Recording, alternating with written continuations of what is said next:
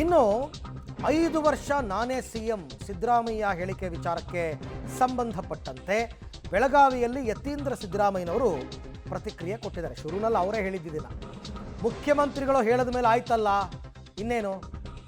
ನಾನು ಹೇಳಿದ್ದೆ ಅದನ್ನು ಆರಂಭದಲ್ಲಿ, ಹೈಕಮಾಂಡ್ ಏನು ಸೂಚನೆ ಕೊಟ್ಟಿದ್ದಾರೋ ನನಗೆ ಗೊತ್ತಿಲ್ಲ. ಸಿಎಂ ಸಿದ್ದರಾಮಯ್ಯ ಅವರನ್ನೇ ಕೇಳಬೇಕು ಏನು ಸೂಚನೆ ಕೊಟ್ಟಿದ್ದಾರೆ ಅಂತ.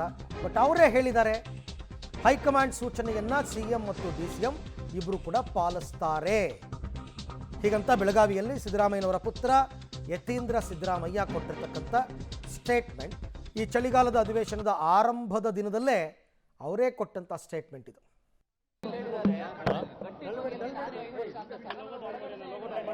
ಹೌದು, ಅವ್ರು ಹೇಳಿದ್ಮೇಲೆ ಇನ್ನೇನು ಮತ್ತೆ ಅದ್ರೊಳಗೆ ಮತ್ತಿನ್ನೇನು ಸ್ಪಷ್ಟನೆ ಕೊಡೋದು. ಅದ್ರೊಳಗೆ ಅವ್ರು ಹೇಳಿದಾರಲ್ಲ 5 ವರ್ಷ ಇರ್ತೀವಿ ಅಂತ.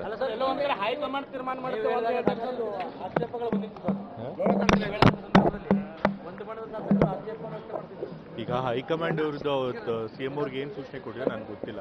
ನೀವು ಸಿಎಂ ಅವ್ರನ್ನೇ ಕೇಳಬೇಕು, ಹೈಕಮಾಂಡ್ ಸೂಚನೆ ಬಂದಿದೆ ಅಂತ. ಬಟ್ ಸಿಎಂ ಆಗಲಿ ಡಿ ಸಿ ಎಂ ಅವರಿಗೆ ಯಾವಾಗಲೂ ಹೇಳಿದ್ದಾರೆ, ಹೈಕಮಾಂಡ್ ಅವ್ರು ಏನು ಹೇಳ್ತಾರೋ ಅದಕ್ಕೆ ನಾವು ಯಾವಾಗಲೂ ಬದ್ಧವಾಗಿರ್ತೀವಿ ಅಂತ. ಅದು ನಮ್ಮ ಪಕ್ಷದ ಶಿಸ್ತು.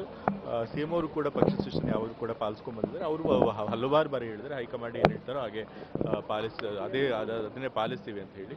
ಸೊ ಹೈಕಮಾಂಡ್ ಏನು ಸೂಚನೆ ಬಂದಿದೆ ನನಗೆ ಗೊತ್ತಿಲ್ಲ, ಸಿ ಎಂ ಅವ್ರನ್ನೇ ಕೇಳಬೇಕು.